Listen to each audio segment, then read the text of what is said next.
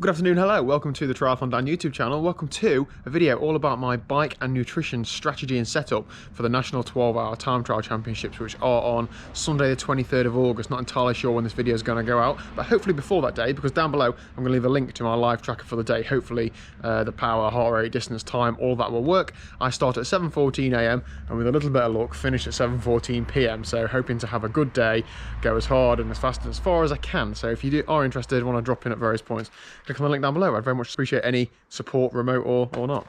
But you're not here to see my face, you're here to see the bike, aren't you? So I'm going to talk you through the hardware, my bike, my setup, and then go on to nutrition in a second. So let's go. Feel free to comment down below. Think I should do anything differently. I've probably not got much time between this video going out and the race, and I probably won't want to change anything anyway, but let me know if there's any massively blindingly obvious things you think I should do. Okay, so this is my road bike. This is my Canyon Endure CF 8.0. It's a 2016 model, so I've had it a few years now. The eagle eye viewers will know that's not a standard Canyon colour. No, it's not. It's Vauxhall Ardent Blue. I recently had it resprayed and I absolutely love it. I've not actually ridden it yet at the time of video going out in this colour, so hopefully going to get a chance to turn some wheels this week. But yeah, absolutely love it. It's good for morale. It stands out, and I'm really look forward to riding it. I'll start from the group set out. It's an Ultegra Di2 6800 group set, as it was from the factory. I've got a mid-compact crank, so a 5236 crank. I've got an 1126 cassette, which is a SRAM red sort of one-piece thing, so it's quite light, and a long cage rear mech. I did think about swapping this out for a bigger crank, because I do have a 5644, but because it's such a long event, I'm not going to be hitting, you know, high speeds or certainly pedaling at high speeds. So I'm going to stick with that crank, and then at about 20 miles an hour or so, what I'm hoping to average, I'll be in the middle of the block-ish. Wheel set, so I don't need to explain to you, there's a Zip Super 9 clincher disc and then a Zip 808 front. I'll definitely be running the disc. I might run a shallower front wheel. I do have a 404 as well for the front, depending on how windy it is. You don't want to be fighting the crosswinds any more than you absolutely have to. I'll definitely be running my NRG wax chain. Not sure if you can see the different colours on there. They've kindly re-waxed this for me for this event, so looking forward to getting some miles on that. Save a handful of watts, between 5 to 7 watts, so why wouldn't you? Tyres. The rear, I've got a Continental GP TT, and the front, I've got a Continental GP Supersonic. There's a bit more punch protection with the GP TTs than there is with the Supersonic, so I think with my weight on the back end, it stands a bit less of a chance of getting a puncture, but you still never know, so I'm still going to carry some spares. I'm going to skip over the bottles and stuff because I'm going to cover that in the nutrition part of this video. I also run latex inner tubes because, again, why wouldn't you save some power? A Physique Tri-Tony saddle. I find this really works for me at the minute, and that's what you need for 12 hours. I have just fitted as well a new seat post to this bike, so what I haven't mentioned is, why am I riding a road bike instead of a time trial bike? Well, it's 12 hours. My time trial bike, my time trial position, I'm not made to be on that bike for 12 hours. I struggle after an hour or two, whereas this bike, I've tested it, I've done long rides in this position. I know that I can do it for a long time. 12 hours still might be a push, but I stand a lot better chance of doing it on this than on my TT bike. It's a lot more compliant, a frame, so the seat post is like a split design, so it really absorbs a lot of bumps. The front end's a lot more compliant as well. It just seems to soak up the road buzz. I think after, you know, many hours on the bike, that will really pay dividends. So yeah, Physique Tri-Tony saddle. Off the back of that, I've got their built-in sort of bottle cages. Now this, I like this because it's mechanical, it's bolted on, there's nothing that can really wobble loose, everything's got nuts on it and everything's done up, you know, properly.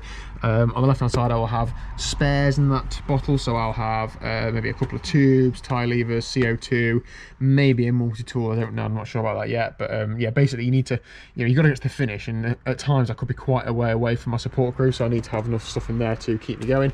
I will try and find a lid for that. Then one cage for fluid on the back and one cage on the front.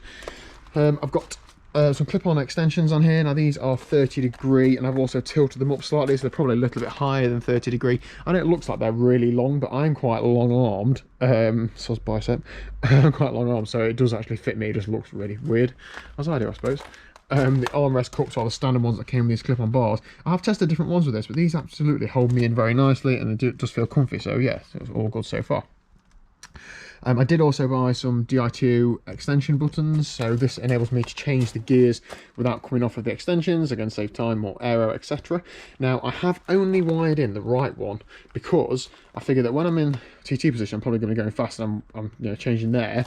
If I want to change the left shifter, you know, for the front meg, I'm probably going to be sat up anyway, so I've left that one wide to the brake lever, which seems to work okay. I have left the wiring in for this in the tube, so if that should fail for any reason, I can pull this out and clip it in, but I don't think that will happen. Vice versa for this one as well, it's just sort of tucked up in there somewhere, so I can just pull it out and plug it in if I need to.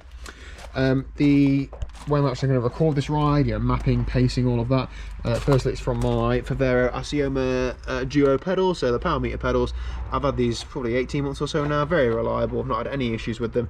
They're rechargeable, so I'll just make sure they're charged before race day, and that's what I'll be getting the power from. Going up to my Wahoo element bolt head unit. Now, this battery life for this is supposed to be around 12 hours. I've tested it at 7 or 8 hours, and then like extrapolated it out, and it was going to be touch and go whether it'd last 12 hours or not. And I want to be able to use things like live track. I want to have the backlight on if it's dusk or something. I don't want to be worrying about whether this battery's going to last or not. And more importantly, if I do 12 hours, I want it on Strava, don't I? So, you know. So because of that, I have ran a power pack to it. So the power pack is there. It has very little sort of aero impact. It's sort of tucked up there. It's only a little sort of lightweight power bank. I think it charges my phone 2 or 3 times, so it should keep that going all day absolutely fine. The power wire actually runs inside the extension, and then because these extensions have a hole for shifter cables, I managed to get the power cable to come out of there and just ran it up to the Wahoo up there. Is that about it for mechanical setup? I think so. Let's talk food and drink. Ta-da! Food and drink appeared. Now let's talk about eating and drinking, something I know a little bit about. All of this is stuff that I've tried and tested at Ironman Triathlon and long distance cycling events, so I know that it sits well with me. I know I'm not going to have issues digestion wise. Doesn't mean that I'm not going to, but it just means that hopefully I won't. I'm going to try and have a mix of everything rather than sticking to one specific type, because as I say, if one type of nutrition starts not working well with you, or you just don't like the taste of something, then I've got other things to go on to. So let's start with liquids. So I'm going to have a capacity to carry 2 bottles on the bike. Now I don't particularly want to carry 2 bottles all the time. The course for the 12-hour isn't entirely flat. There's quite a bit of climbing in it as well, so yeah, the more weight you carry, the slower you're going to be. However, if it's a hot day, I don't know how often I'm going to be able to see my support crew, so I might be going through 2 bottles an hour or so, or even maybe even more. So having the capacity definitely gives you the options. You can always carry an empty bottle and chuck it to somebody if you need be, whatever. So I'm going to try and carry 1, but I've got the option to carry 2. On the frame is an Aero Elite, whatever it is, Chrono CX bottle, which is basically a bottle you put on the frame which is supposed to not cost you any watts or many watts. Now in that bottle, I'm actually going to be having gels. If you think about, I'm riding for 12 hours, if I'm having a gel an hour or a couple of gels an hour towards the end, or however many, all that unpeeling, unwrapping, coming out of TT position, stuffing the wrapper somewhere is all a faff. I'm going to get the support crew to do that. So I've got 2 of these bottles, so I'll have one on the bike. I think I can get 10 gels in roughly. So I'll have that, and when I've used that, I can shout to my other team, you know, my support crew, gel bottle, and then they'll have another bottle like this ready to go. So I'll chuck this, they'll give me a full one back, so I can just have a sip of gels as and when I like. I don't need to have a full one, I can have half one, or I can have more than 1 gel at a time, just sort of glug it down as you do. All my liquid nutrition is going to be High Five energy drink. Now none of this is sponsored, I've paid for all this. I've tried a lot of liquid nutrition, especially over the last 2 or 3 months, and this is one that really does work for me. I know you could probably get like SIS Beta Fuel, it's got more carbs in it, or Tailwind that's supposed to have more carbs in it, and all those, and I have tried some of those, and some of those have worked. I know I'm absolutely fine with that. I've used this for years, so therefore for this event, I'm going to stick to that. When I make a bottle up, it has 66 grams of carbs in a bottle, so that's plenty for me. I can definitely get enough carbs down with that.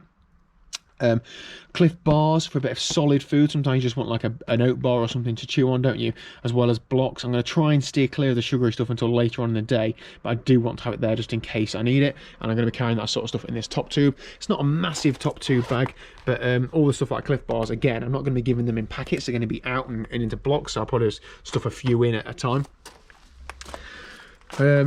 Clothing wise, I'm just going to be wearing cycling kit, so bib shorts and an aero jersey, because I've got pockets. I'm not particularly going to talk too much about that because it's just normal kit wise, and I'm going to have my like aero calf guards on and shoe covers and that sort of thing, but that's pretty much like normal time trial stuff. I wanted to keep this video talking about 12 hour specific, so I'm going to be using chamois cream as normal. Now there seems to be like a worldwide shortage of chamois cream at the minute, people taking up cycling, so I have some professional ladies chamois cream. Professional, don't you know?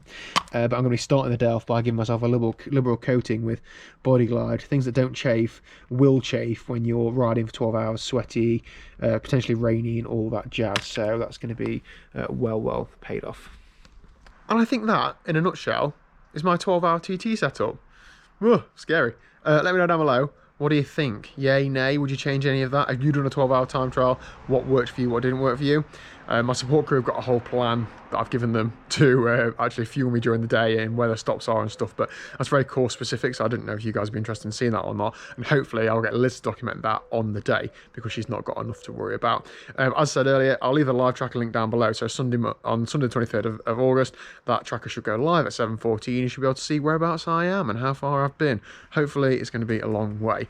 Thanks for all the messages I've had so far of support. I'm really quite scared, to be honest, but I just need to think, it's just riding a bike, isn't it? Just going for a long bike ride, and that's how I'm going to approach it. So, from us, see you later.